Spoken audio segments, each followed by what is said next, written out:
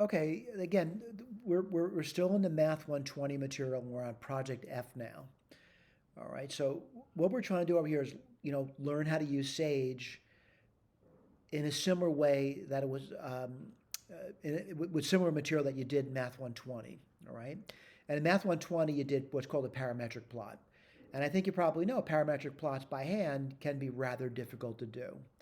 All right, so I won't point out what this Sage project says. Sage project, Sage can handle parametric plots. That's good news, by the way, because generally speaking, they're pretty tough to do by hand. And it says the command for that is parametric underscore plot. That's the command for it. The following is a simple circle, radius 3. Well, you know what? Let's do it. Let's take a look at it. Let's take a look at the code. But remember, we have to launch Sage. So what I'm going to do is go to my dock. And since I use Sage often enough that it's in my dock, but let's say you don't use it often enough, go to your Finder. And what you're going to do is look in your applications folder for the Sage application and just double click it. And it'll open up Sage. It'll say, do you want to run it from a terminal or a command line, or do you want to run a Jupyter Notebook? Again, repeat this. If you're going to share the document, run a Jupyter Notebook, so then you can share the document. If you're just looking for some, quick, dirty commands, I would say use the command line because it's so much easier. It really is. And launch the command. So what did it do? It opened up my terminal application. It launched Sage. Sage is now running.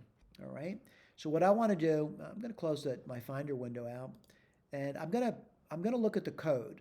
All right. So we've been doing reset for some time. So what I want to do is I want to reset. What does reset do? Clean sheet of paper, so to speak.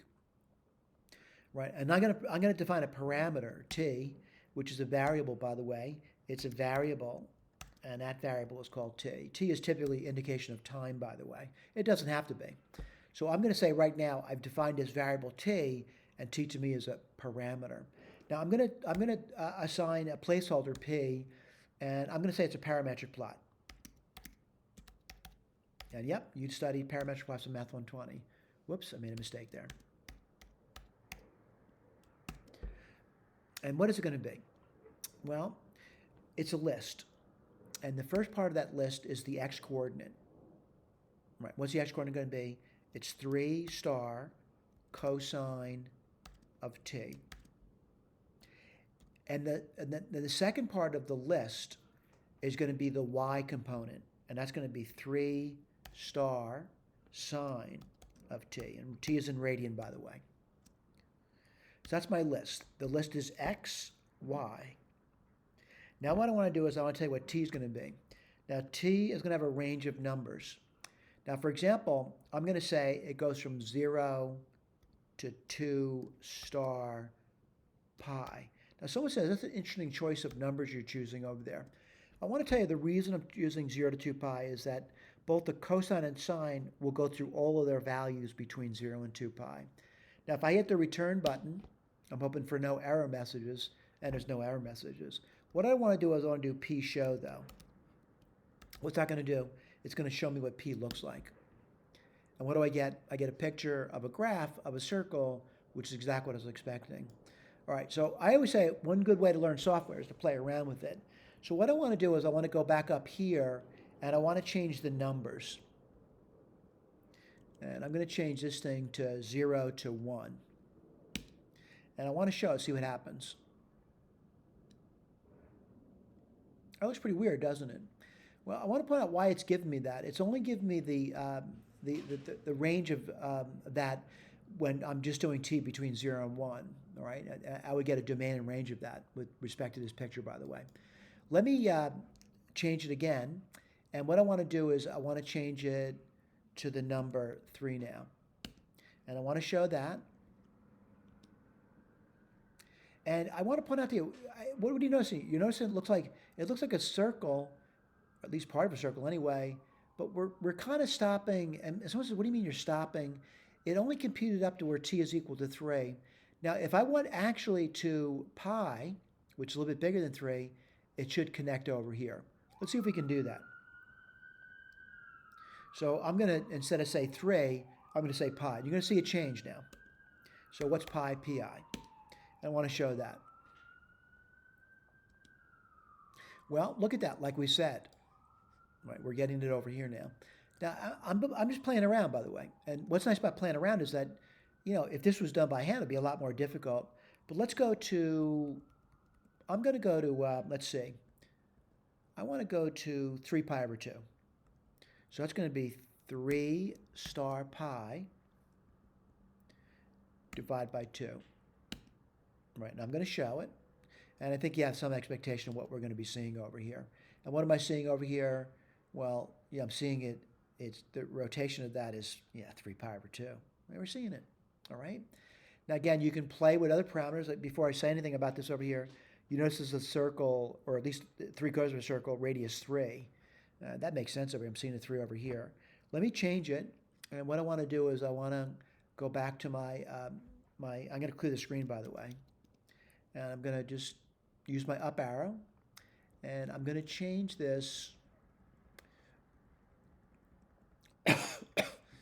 Let me change it to, let me go 5.6.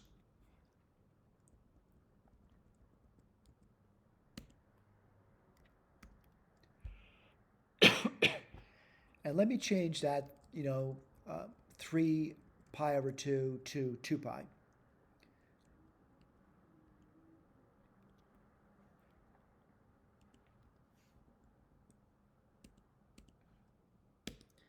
Whoops, made a mistake there. Oh, I see it now. I didn't do 2 star pi. Okay, let me do the show.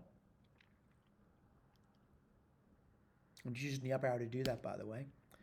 And I'm seeing a circle of radius now 5.6. And why is that? I changed that parameter. All right, I'm seeing a whole circle being drawn over here. So again, part of this thing is just playing around with it. You might want to do wacky things now. What I mean by that, if you want to play around with this, let me close these out for you.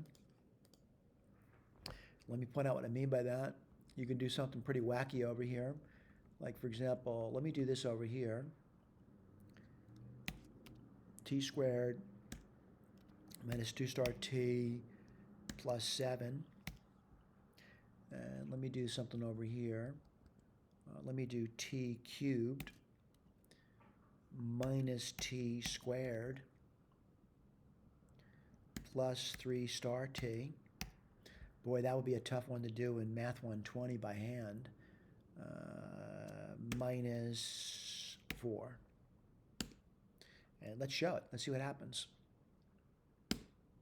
Whoa, look at that. That is a crazy looking picture, isn't it? All right, really crazy. And the thing is about this over here is that, one thing nice about using software is you can do some crazy stuff with it. I mean, really crazy stuff with it. Now, again, I'm going to go over here and play around with it a little bit more. I don't want to waste too much of your time. But I'm going to change this to, I don't know, 1 now. And let me go back and show it again. And I'm getting that picture there. Like, kind of crazy looking, right? But again, I'm just making that stuff up as we go along. Again, part of learning software is playing with software. You're going to learn a great deal about how software behaves by playing around with it, including if you want to get good at coding, play around with coding. See what you can do with it, all right? You can do some pretty remarkable things. All right, thank you so much for paying attention. I do appreciate your time.